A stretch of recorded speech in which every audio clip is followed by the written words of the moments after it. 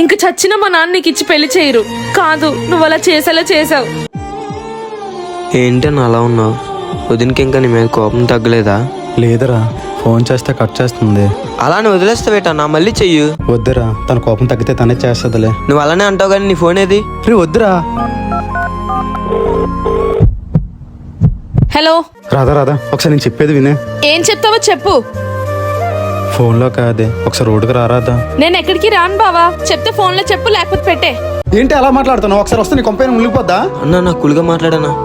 ఒకసారి రారాదా. నీకు ఇలా కాదు, బ్లాక్ చేస్తేనే అప్పుడు తెలుస్తుంది. రాధా రాధా,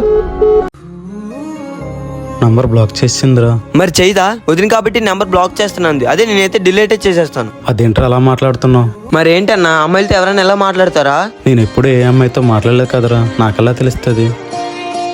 నువ్వు ఎలా చూసినా నాకు నిజంగా తెలియదురా. సరే సరే, నేను చెప్తాను విను. అలాగేరా. అమ్మాయిలు పువ్వులన్నా సున్నితంగా హ్యాండిల్ చెయ్యాలి. అలాగేరా, చెప్పు. అంతేనన్నా. ఏం చెప్పావురా?